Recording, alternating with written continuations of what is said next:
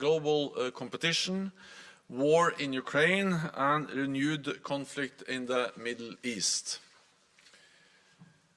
I welcome that the agreement between Hamas and Israel has led to the release of hostages and the delivery of more humanitarian aid. I call for an extension of the pause. This would allow for much needed relief to the people of Gaza and the release of more hostages. The suffering we have seen underlines the need for a lasting political solution. NATO allies are present in the wider Middle East region, including through our capacity building mission in Iraq. We have seen drone and rocket strikes on US positions in Syria and Iraq, as well as attacks on commercial shipping. This underlines the risk of escalation. Iran must rein in its proxies. Tomorrow, ministers will address Russia's destabilizing actions in Ukraine and beyond. Russia has brought war back to Europe, and it seeks to destabilize our democracies with cyber attacks, disinformation, energy blackmail, and even migration. In recent weeks, Moscow has been facilitating the arrival of migrants at Finland's border with Russia, prompting the closure of border crossing points, using migration as a tool to put pressure on a neighbor and a NATO ally. NATO stands in solidarity with our ally Finland, and I welcome that Frontex is helping to bolster Finland's borders. At our ministerial, allies will also address the challenges China presents to our security. I welcome recent discussions between China and allies. Dialogue is important, and we must seek opportunities to work together on a range of issues, including climate and arms control. China is not an adversary, but Beijing's actions challenge our security, and we must work together to respond. We will also address the situation in the Western Balkans. We have seen serious violence in northern Kosovo, divisive and secessionist rhetoric in Bosnia-Herzegovina, and malign attempts to sow dissent, including from Russia. Together with the EU High Representative, we will discuss ways to enhance stability in the region. NATO has already added 1,000 extra troops to Kosovo, and we are examining a more enduring increase of our presence in Kosovo. Belgrade and Pristina must re-engage in the EU-facilitated dialogue. Stability depends on all sides choosing dialogue and diplomacy over conflict and chaos. On Wednesday, Ukraine's Foreign Minister Dmytro Kuleba will join us for the first meeting of the NATO-Ukraine Council at Foreign Ministers level. We will reaffirm NATO's long-term support. Last year, Ukraine won the battles of Kiev, Kharkiv and Kherson. This year, they continue to inflict heavy losses on Russia. Ukraine has recaptured 50% of the territory that Russia seized. It has prevailed as a sovereign, independent nation. This is a big win for Ukraine. Meanwhile, Russia is weaker politically, economically, and militarily. Ukraine continues to fight bravely. We continue to support them. This month, Germany and the Netherlands pledged 10 billion euros for Ukraine. Romania opened an F-16 training center for Ukrainian pilots. Allies, including the US and Finland, are sending more air defenses and ammunition to protect Ukrainian cities from Russian attacks. And 20 allies have now formed an air defense coalition for Ukraine. Allies agree that Ukraine will become a member of NATO. At our meeting, we will agree recommendations for Ukraine's priority reforms, as we continue to support Kiev on its path to NATO membership. Finally, on Sweden. Sweden's membership will make NATO stronger and all of us safer. So I welcome that the Turkish parliament has begun its ratification process. I count on Turkey and Hungary to complete the ratifications as soon as possible. The time has come. With that, I'm ready to take your questions. Thanks. We'll start with Swedish radio in the second row, please.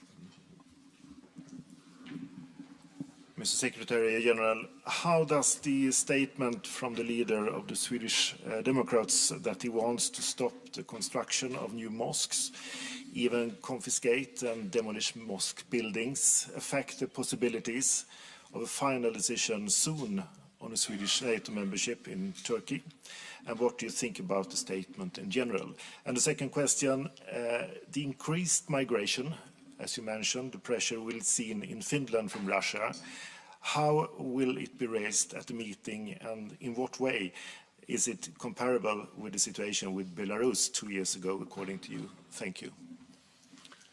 So first on the last, on the Finnish border. Well, I think it's too early to say how to what degree this is the same as we saw on the border with Belarus.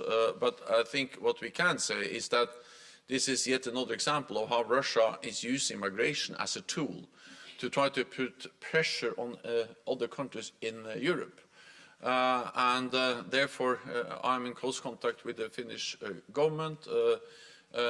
They have briefed us on the situation, and we are, of course, following very closely what happens around the Finnish border.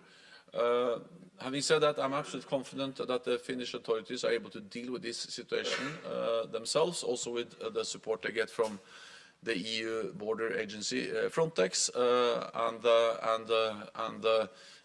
so far there has been no request for any NATO increased involvement on this situation, and of course border control is something which is done by border authorities and by national authorities in NATO allied countries like in Finland.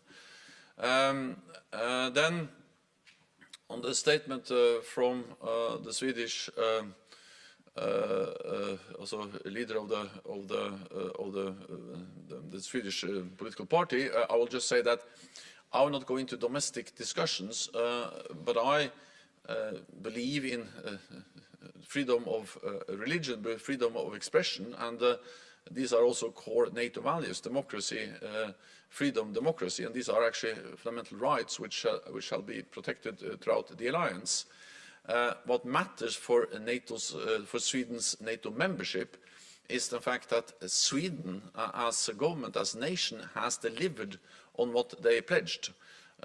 Sweden promised in Madrid and also later on in Vilnius to step up its fight against terrorism, step up its cooperation with Turkey, and also to remove restrictions on arms control, and that's exactly what Sweden has done.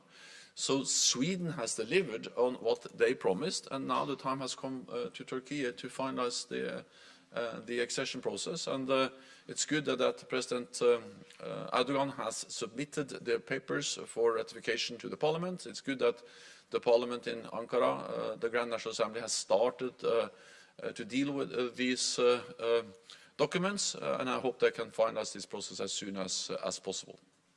We'll go to Irina Summer, row 4 in the middle here, please.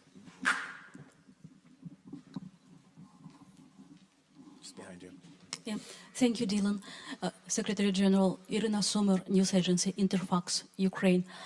What is your assessment for the implementation of Vilnius summit decision regarding Ukraine? What is your expectation towards upcoming summit in Washington? And what Ukraine have to do to get a good result there? Thank you. So NATO allies are following up and implementing the decisions we made on Ukraine and NATO membership at our summit in Vilnius in July this year. And we made 3 important decisions. First of all, we shortened Ukraine's path to membership from a two-step process to a one-step process by removing the requirement for a membership action plan for Ukraine.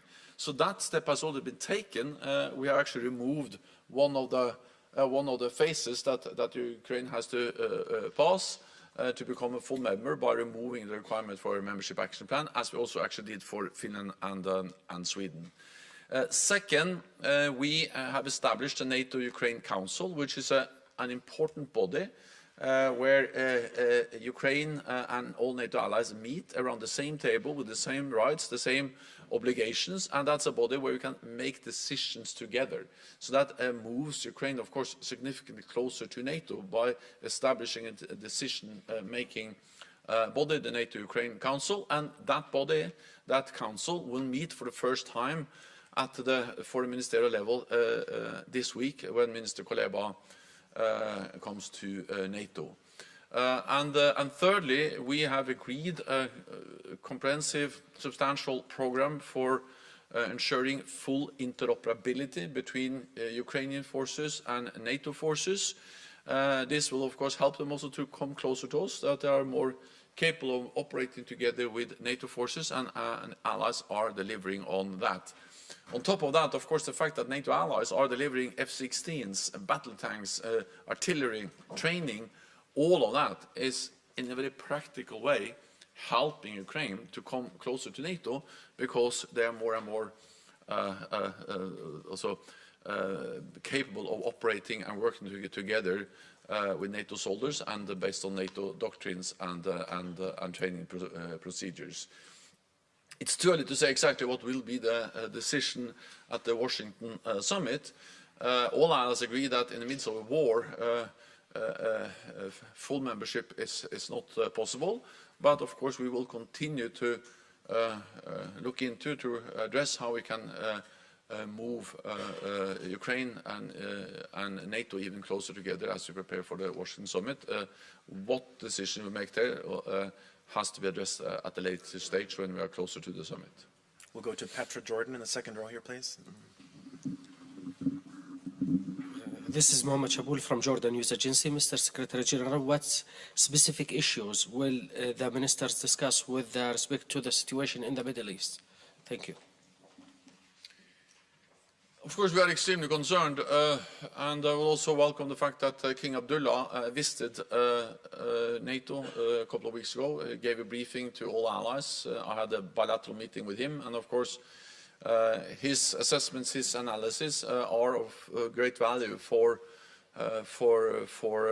NATO, and it demonstrates also that Jordan is a close partner, a highly valued partner of NATO.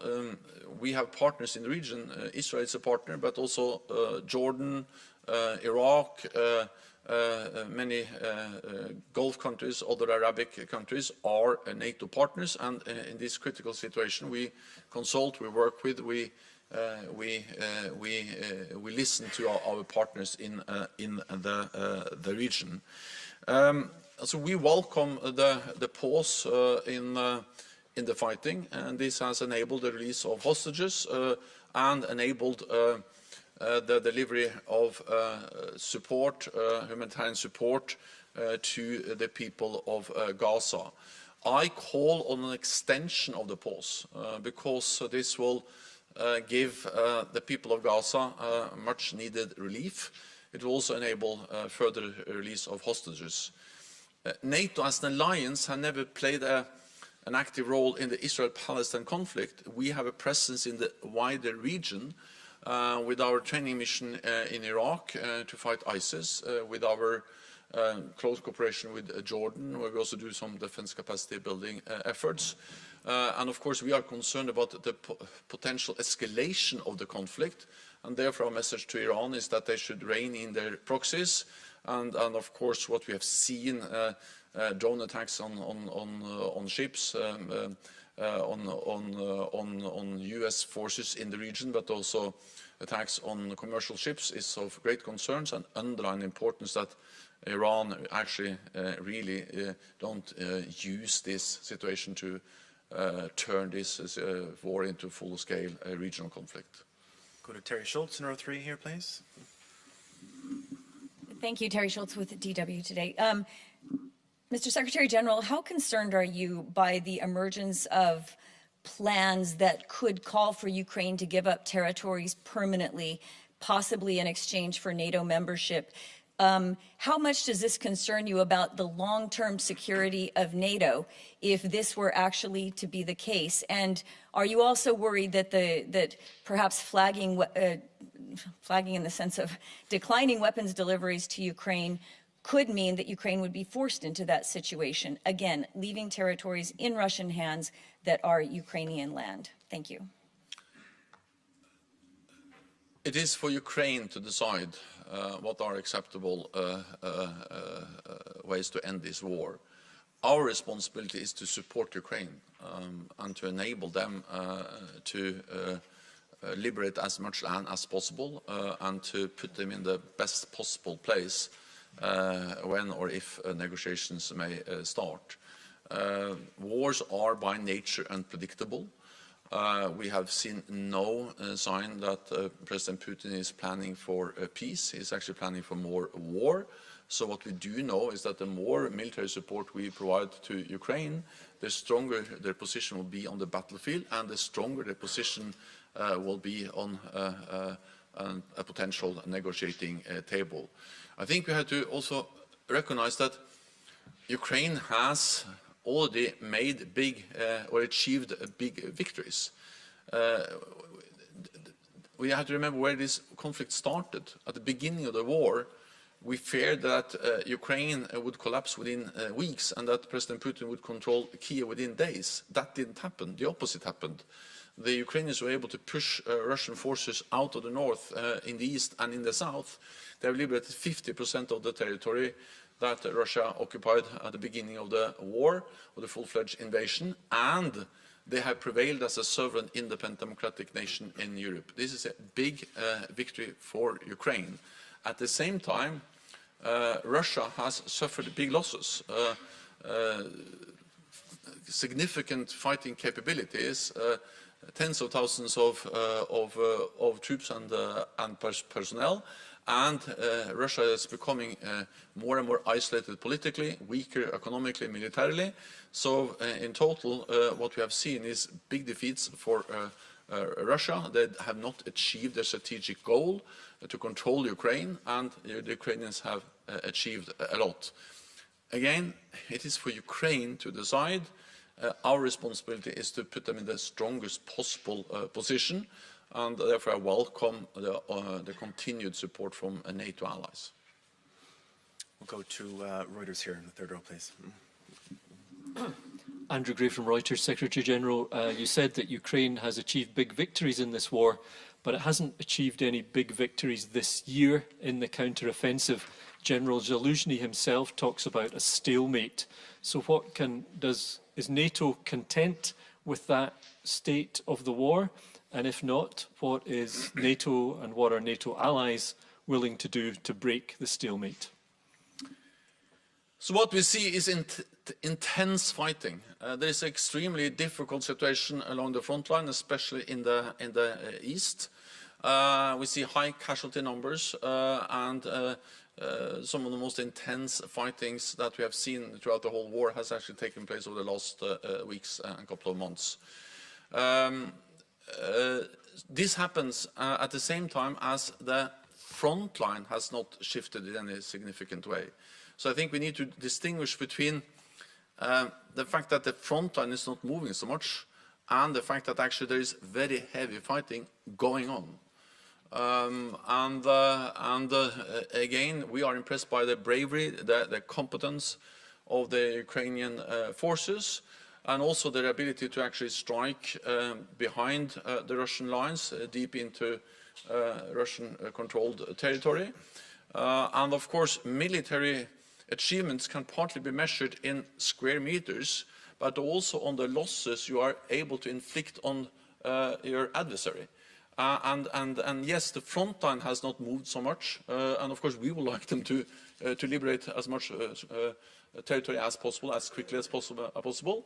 But even though the front line has not moved, the Ukrainians have been able to inflict heavy losses on the Russian invaders, both measured in personnel and casualties, but also in taking out fighting capabilities. So these are significant gains, and also been able to push back the Black Sea fleet from the Russian fleet from big parts of the Black Sea. So these remains important military gains, even though over the last months we haven't seen any significant territorial gains. But again, we have to remember the starting point. The starting point was that most experts, and also we, feared that Ukraine was going to collapse in weeks. They've actually made huge gains. We'll go to Tanyuk over here on the left side. Thanks. Mr. Secretary General, how do you see the future of the mission of KFOR? And do you think that NATO could take on a bigger role than the existing one in order to improve the security situation, especially in the north of Kosovo and Metohija? I just visited Kosovo. I also visited Serbia and other countries in the region, Bosnia-Herzegovina, North Macedonia, and I met with the leaders from the whole region. And my message is that, of course, NATO will do what's necessary to maintain stability in this region. It is important for NATO. We have a history there, we have a presence there, and we have just recently increased our presence in Kosovo by adding 1,000 extra troops. We are now assessing whether this should be a more enduring increase, whether there is a need for any particular new capabilities, but we have already taken important steps by increasing our presence. We also urge both Pristina and Belgrade to engage in good faith in the EU-facilitated dialogue, and we also believe that the proposal for association of Serb majority municipalities or could be an important step forward in moving this dialogue in a more constructive direction. My message, again, both in Pristina and in Belgrade, was that both parties must refrain from inflammatory rhetoric and must, of course, not conduct any actions that can further increase tensions in the region. We'll go to Telegraph in the fourth row in the middle here, please. Thank you for the question. The flare-up of new conflicts increases the likelihood of a global conflict between NATO and Russia. How do you assess the alliance's preparation for the possible Third World War, and is it being discussed in the context of the continuation of the conflict in Ukraine? Fundamentally, NATO has two main tasks when it comes to the war of aggression against Ukraine. One is to support Ukraine, as we have done since the beginning of the war, and actually many others provided significant support to Ukraine also before the full-fledged invasion. And we continue to provide support to Ukraine. The other main task is to prevent escalation, to turn this conflict into to prevent this conflict from turning into a full-fledged war between Russia and NATO, because that will cause even more suffering and death and destruction. And we are preventing escalation of this war by sending a very clear message to Moscow that we are ready to defend every inch of NATO territory. And we have demonstrated that not only in words but also in deeds by increasing our military presence in the eastern part of the alliance. We have doubled the number of battle groups, we have high readiness of forces, and we also deployed more air and naval forces in the eastern part of the alliance. We do this not to provoke a conflict, but to prevent the conflict, and to make sure that there is no room for miscalculation or misunderstanding in Moscow about our readiness to defend allies. This is fundamentally the same as NATO has done for almost 75 years, preserving peace, preventing war, by having a credible deterrence and defense, and that's what we continue to do to make sure that Russia does not go further and actually seek a solution to the conflict in Ukraine, where Ukraine prevails as a sovereign independent state. We have time for just a couple more. We'll go to ZDF up here in the middle of the room, please.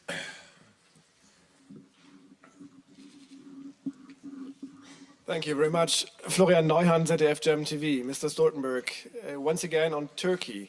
You yourself have raised the hopes that Turkey Sweden could celebrate its accession to NATO on this foreign ministerial, but now again Turkey has disappointed and hasn't delivered. Are you disappointed? I mean, President Erdogan himself has promised to you a rapid accession process. Are you disappointed, and what can you do to accelerate this process? So I would have liked to see a more speedy ratification process. That's no secret, and that's has been my message now for several months. I actually made it clear several months ago that the time has come to ratify not only Finland but also Sweden, and therefore I have continued to engage with the Turkish leadership, including a phone call with President Erdogan a few weeks ago, underlining the importance of finalizing the ratification of Sweden's membership. After my phone call with President Erdogan, he decided to submit the protocols for ratification to the Turkish Parliament. That was an important step, and it was also good news when the Speaker of the Parliament decided to submit the papers directly to the Foreign Relations Committee, and the Foreign Relations Committee had their first take on the protocols, the papers of ratification. I think it's a couple of weeks ago. Then, of course, I would like them to finalize that, and that's exactly what I have communicated many times, because Sweden has delivered, NATO has delivered on what we promised, and now it's time for Turkey and Hungary to finalize the process. Because we have to remember that Turkey has legitimate security concerns. No other allies suffered more terrorist attacks. They are concerned about terrorist groups which are attacking them, and of course we should work with Turkey to help them protect themselves against the terrorist groups. And that's exactly what NATO is now doing. I have stepped up. We have stepped up here at NATO. I have appointed a special coordinator for our efforts in the fight against terrorism. We are in the process of updating our guidelines for the fight against terrorism. These are important things for Turkey, but also, of course, for the whole alliance. And then Sweden has really stepped up when it comes to exchange of intelligence. The security services are working more closely with the Turkish security services, also knowing that PKK is not only regarded as a terrorist organization by Turkey, but also by Sweden and NATO allies, and also that PKK is linked to also organized crime in Sweden. So I welcome the increased cooperation on fighting terrorism. But also that Sweden has removed restrictions on arms exports, and also, of course, follow up on the message from Vilnius that we should remove as many obstacles as possible for arms exports between NATO allies. All of this has been followed up from NATO, and therefore my message remains that Turkey should finalize, and I'm expecting that this will also be a very clear message that will be conveyed to Foreign Minister Hakan Fidan when he arrives here at the NATO Foreign Ministerial meeting, where allies will express their need to see a speedy finalization of the ratification. Final question today goes to Frankfurter Allgemeine Zeitung in the middle of the room, please. Thanks a lot, Thomas Kutschka, Frankfurter Allgemeine Zeitung. Secretary General, do you sense a willingness among NATO member states to equip Ukraine with what it needs for another counteroffensive next spring? And how do you assess General Zelensky's recent statement that to break out of the stalemate, Ukraine would need new types of weapons, that the weapons of the past that have been delivered so far are simply not enough to actually change the situation on the battlefield? Thank you. So what I see when I travel and meet NATO allies is an unwavering commitment to support Ukraine. with unprecedented level of military support. And just a recent announcement by Germany, 8 billion extra, and then added with 2 billion extra from the Netherlands. So just over the last couple of weeks, we have had 10 billion extra euros for military support to Ukraine, announced by 2 important NATO allies. Then you have the air defense coalition, which is not only looking into how can we sustain and provide ammunition and the spare parts to existing air defense systems, but how can we also add more and more advanced air defense systems to Ukraine, which will enable them partly to protect their civilians, their cities, but also to protect their economy, the critical infrastructure, and also protect their own defense industry. It's enormously important to do what these 20 NATO allies are doing, to establish this air defense coalition, to organize, facilitate more air defense support.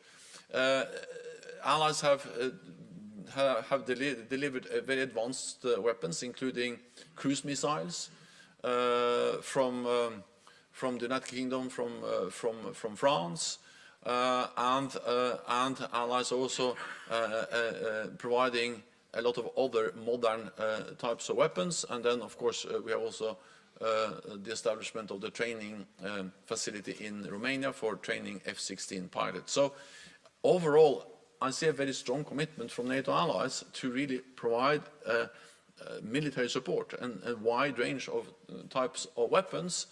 Then, of course, what you have seen is that even with this substantial, significant military support from NATO allies, they have not over the last year been able to move the front line. And that just reflects the fact that we should never underestimate Russia. Their defense industry is on a war footing. They are able to resupply their forces with ammunition and new capabilities. They have got significant amount of ammunition from North Korea. And there is a willingness to sacrifice people in this operation, which also makes it hard for the Ukrainians to achieve the territorial gains we all hope for.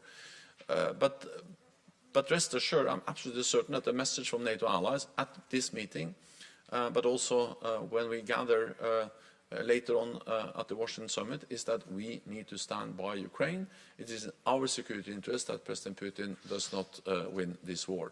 Then just one thing about technology. I think that, first of all, we are providing Ukraine with more and more advanced systems. Second, technology is not only about, one specific item or weapon. It's about how they can operate together.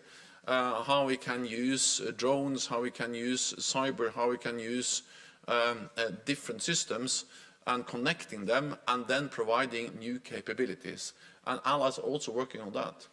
And the way I read the article was also very much about actually how to connect and integrate different weapon systems so they can establish or provide even more advanced capabilities.